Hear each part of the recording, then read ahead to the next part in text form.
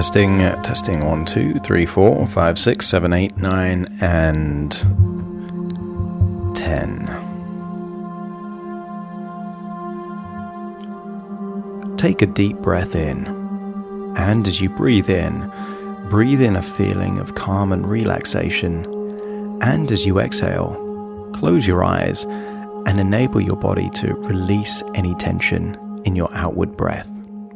Breathing in that relaxation and exhaling tension. That's right. Deeper and deeper, relaxed. And I want you to use the power of your imagination to imagine in front of you is a stool. Now, I don't know if this stool will be a wooden stool, perhaps a colorful stool. You get to decide. I just know that it is a 3-legged stool. See it in front of you, and perhaps feel how firm the stool is. You can imagine putting pressure, perhaps on the seat, feeling that it is very firm on this 3-legged stool. Then I want you to imagine sitting on the stool and feel that the stool is sturdy and stable. Continue to breathe in, and imagine as you breathe in a warm color going in through your nose and filling your lungs, and this color represents resourcefulness. As you exhale, notice a darker color leaves your body, representing tension that is leaving your body. Breathing in that resourcefulness and allowing tension to leave your body with every out breath. As you feel the stability on this 3-legged stool, I wonder whether or not your imagination can imagine what each leg of this stool represents. Because what if each leg of this stool represents a different principle when it comes to trading? And by trading, I don't mean trading as in buying and selling goods at a market. I mean trading in the stock market. As an investor, what if there were 3 core principles that could enable you to trade so well that you could trade for a living? As you feel the stability on this stool, what if you entertained the idea that one leg of the stool represented psychology, the psychology of yourself and the psychology of crowds, groups of people? Feel the stability of this stool and know that psychology is one of the key legs of this stool. Then imagine that the second leg is represented by a logical trading system, a disciplined, systematic approach, so that you aren't swayed by some of the basic emotions of individuals or crowds. And the third leg of the stool is represented by competent money management, following diligent rules to ensure that you can trade for a living going off into the future. And I want you to think, before we go on a journey, as to what your goals would be when it comes to trading. Some people have ideas of material things, some less tangible things, but more concepts like freedom or opportunity. Any trading system is only as useful as what you want it to do for you. But I want you to entertain the idea that whatever your long-term or short-term goals are, what if there was a necessity to prioritize certain outcomes first to enable you to reach those longer term goals. And I want you to appreciate that the number one goal is survival. And I want you to imagine that the stock market is almost like an ocean, and that in order to explore the ocean, you might need the right kind of tools or devices to explore the right kind of opportunities. But first and foremost, if you don't survive in the ocean, you won't discover those incredible opportunities when they are there. So before you can look at steady returns and then high returns, survival is of prime importance. And I want you to imagine that you are on a yacht. And this yacht is on an ocean, and the weather is incredible. Blue skies, warm sunshine, and beneath the surface is an incredible reef, ideal for finding incredible things to explore. And I want you to imagine that you have all of the right scuba equipment in which to explore the ocean below. I want you to imagine that you are wearing the right wetsuit, perhaps having those oxygen canisters on your back. But I also want you to make sure that you have the right kind of gauges and equipment, because a professional trader watches their capital just as a professional scuba diver watches their air supply.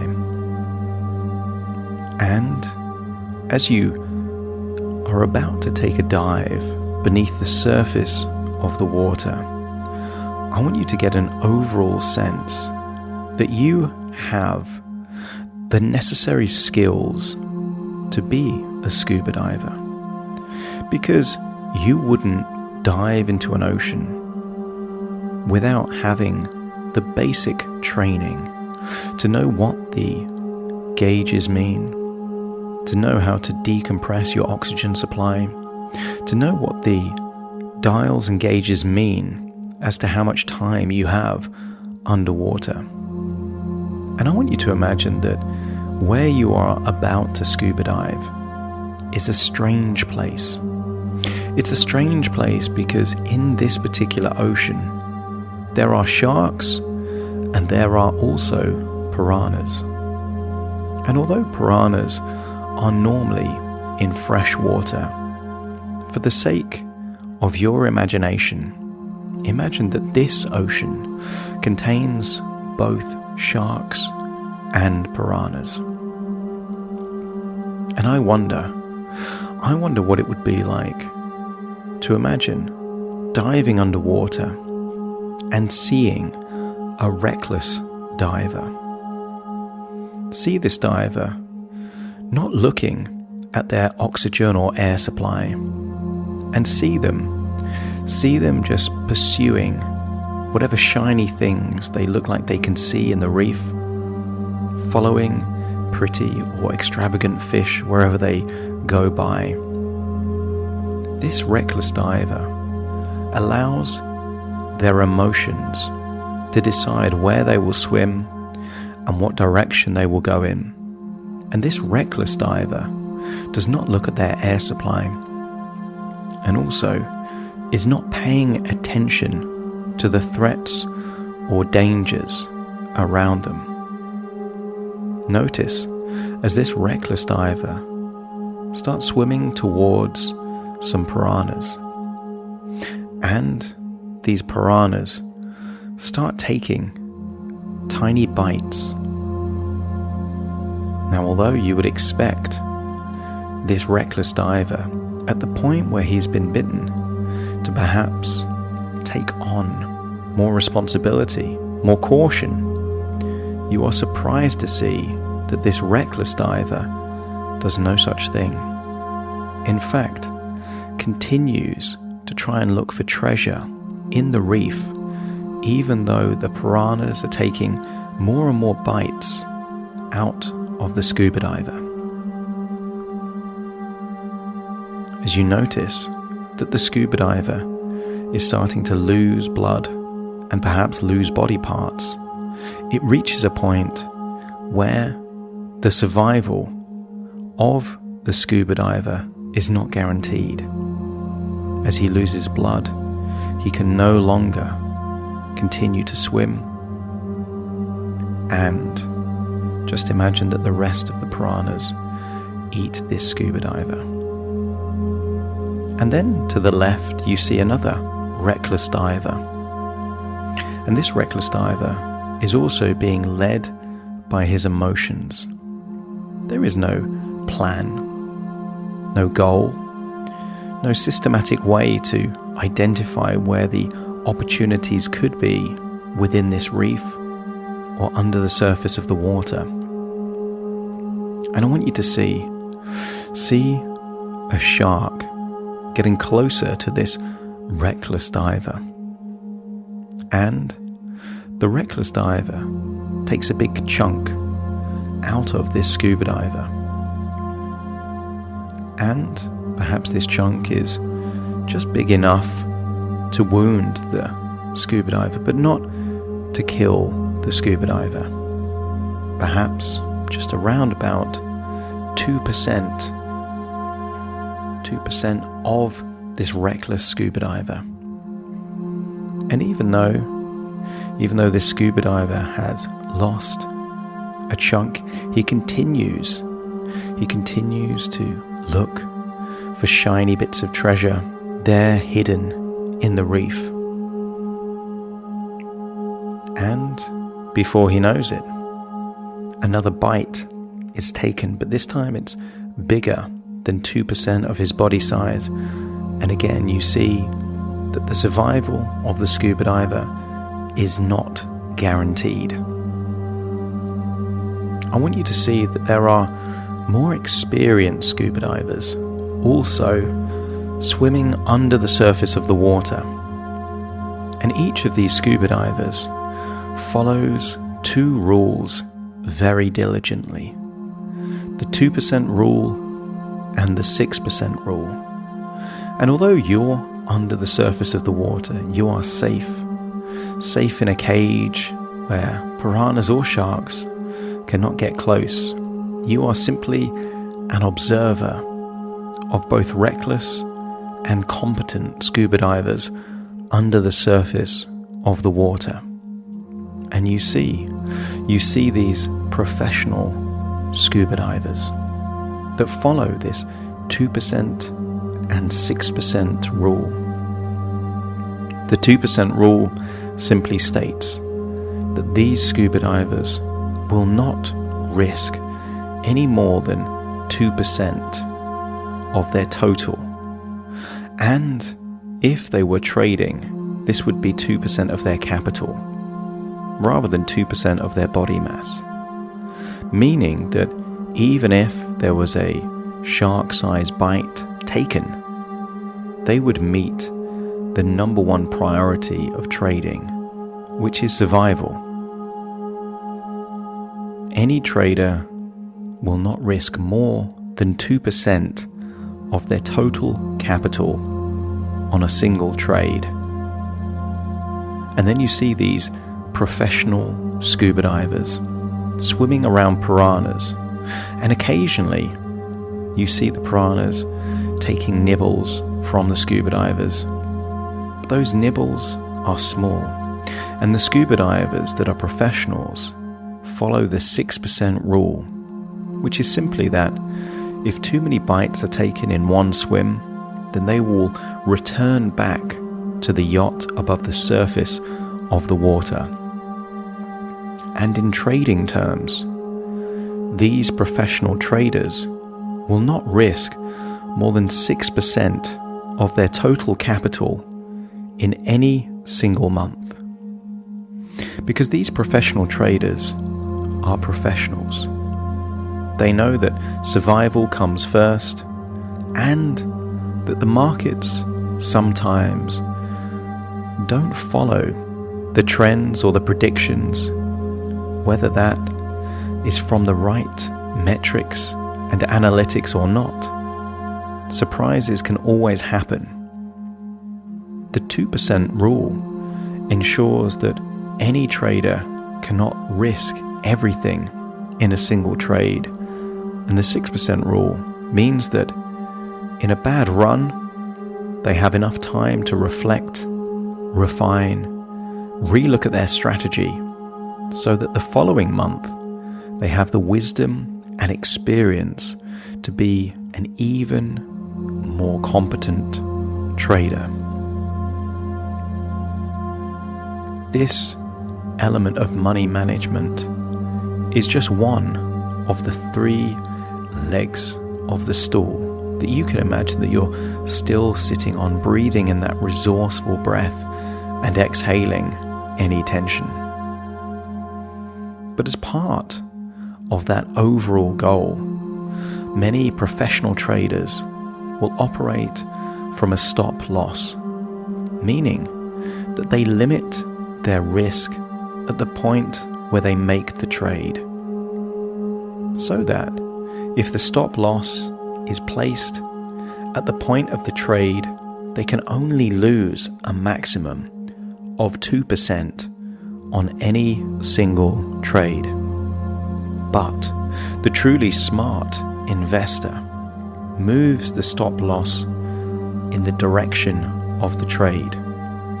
So although they could lose 2% when the trade is made, if the trade goes in the direction where they want it to, they move the stop in the direction of the trade, meaning that they are guaranteed profits even if there is a reversal in the trade.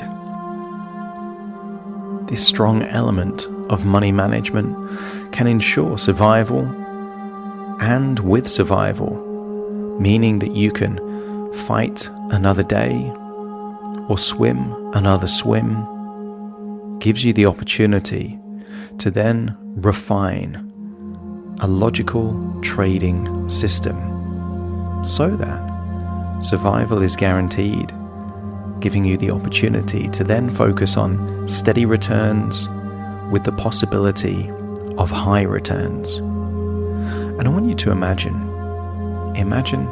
that you are in an office of a professional trader. And I want you to see that this professional trader has 3 screens. And it doesn't matter at this point in time what is on each of these 3 screens. I want you to pay attention to the trader themselves. Imagine that within your imagination, there is no concept of time. A day can feel like a minute, and a minute can feel like a day. And I want you to imagine that across a day, you are judging the emotional state of the trader. Now, this professional trader may have lost or gained thousands and thousands of pounds or dollars, and yet you are not able to gauge their performance based on their emotional reaction, because these professional traders have gone beyond the emotional fickleness of greed and fear, of hope and regret, of feelings of elation and deflation. These professional traders follow a system, a plan, where they analyze data, observe trends, and make decisions accordingly. They set realistic goals and plans. Notice as the trader keeps a diary, and perhaps screenshots at the very point where the analysis shows them the information before they make a trade. Notice how this professional trader has very clear rules and a clear exit, perhaps with a stop loss. Notice that the professional trader has the discipline to simply stop trading if a run of bad results don't go their way. You see that this professional trader doesn't count their money, and they don't spend money in advance thinking about what they will do with their profits and high returns. You see that they follow disciplined money management rules, and they allow the data and their plan to determine their decisions.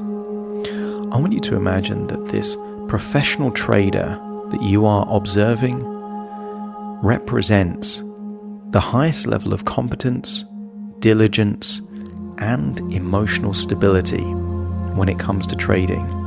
All of the attributes that you would consider desirable in terms of careful planning, research, good decision making, and reflective analysis when things don't go their way.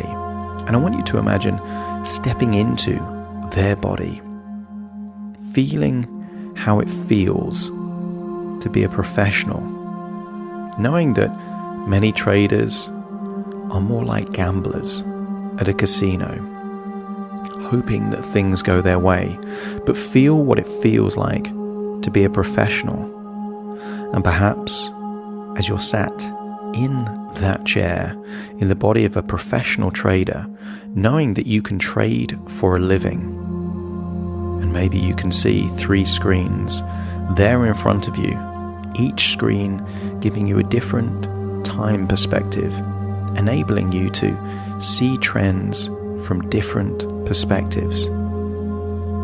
And whether you will follow a plan that shorts or takes long positions, perhaps will you run with the bulls or side with the bears? As you look at these 3 screens, you get a sense of feeling resourceful, empowered, able to make diligent decisions based on real analysis. And then imagine that you're no longer in this professional trader's body, but you're in your body, back on that stool with those 3 strong legs, the legs of money management, a logical trading system, and then the final leg of psychology. I want you to imagine that there are emotions that influence the individual and emotions that influence the crowd. And I want you to make a decision to yourself that crowd psychology is best left to those people that are not professional traders. That you can't manage the emotions of a crowd, you can simply respond to the trends created by that collective behavior of crowds. Because after all, that's what the market is. Crowds of decisions, either optimistic or pessimistic, moving the market in directions either up or down. And I want you to imagine that over time you are able to strengthen your ability to control your emotions. That in the past, fear may have encouraged you to sell, or perhaps greed may have encouraged you to buy. And I want you to decide in advance that these emotions are left for amateurs, not professionals. That actually you will allow a logical trading system to influence your decisions rather than emotions. And in doing so, you will become an elite professional trader, because the markets can easily change in any direction in an unexpected way, leading investors to get scared and then to sell, or move in a positive direction, prompting many investors to get greedy, feeling that they could miss out on the next big opportunity and to buy, but often buying too late. The emotion of hope, prompting people to make decisions based on not what the data says, but what they hope or desire will be the case. Or perhaps remembering decisions where perhaps you missed out. And the pain of regret of missing out on a big opportunity could prompt you. And all of these emotions, the elation of winning big or the deflation of losing a big chunk of your capital, is for the amateurs. Decide now that you are a professional trader, an investor, not a gambler. And therefore, you will allow these emotions to be for others. And you will allow your trading system and good money management to enable you to make strategic decisions that will allow your capital to grow over time. You will commit in advance to never risk more than 2% on any single trade and never more than 6% in a single month. And in doing so, you will ensure the survival of your trading account, which will lead to more experience, more understanding of the key trends, giving you at first steady returns and then in the future high returns, where you are able to make decisions based on analysis rather than emotion. As you sit there on that stool, notice that the stool is not sustainable if any one of those three legs is weak. That you could have good money management and a logical trading system, but if you allow emotions to overrule your trading system, then the stool will fall over and you will fall with it. And even if you had good money management and didn't risk too much, and you were completely in control of your emotions, without a logical trading system where you know what you're doing and why you're doing it, again, the stool falls over. You appreciate that all three legs of the stool are of equal importance, and you will commit to mastery, because otherwise you will be just like those reckless scuba divers, being eaten by piranhas or sharks. And although they had dreams of finding treasure, perhaps in shipwrecks, in a coral reef, they will never find such treasure because of their recklessness. However, you, as a scuba diver, learning from the recklessness of others, are going to be kept safe from piranhas and safe from sharks, not scattered or scared easily, but not greedy to find the treasure if it means risking your very survival. And in doing so, I want you to imagine that you uncover treasure there in the reef. Whatever represents treasure to you is exactly as you will imagine it. Imagine harnessing that treasure to perhaps some kind of rope or cable, and then you and the treasure are lifted up back onto the yacht. Maybe this is ancient treasure of gold, precious gems, old coins. And imagine that even though this represents all the riches it almost wasn't the point. All of this financial success doesn't influence your desire to go scuba diving again in the future to find yet more treasure, because the real pursuit is in the journey, not in the treasure itself. And over time, your treasure will accumulate, compound, get bigger and bigger. And yet, those other amateur scuba divers will have no idea how much treasure you find on each scuba expedition. Because, like the professional poker player, you will not give anything away. Because you don't allow emotions to determine your decisions. You allow strategy and analysis, your systems and wisdom to allow you to make better and better decisions to enable you to trade for a living.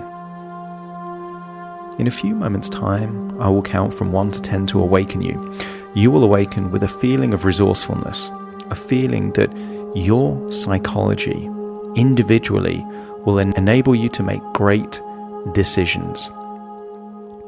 You will awaken being willing to follow a logical and effective trading system based on market analysis.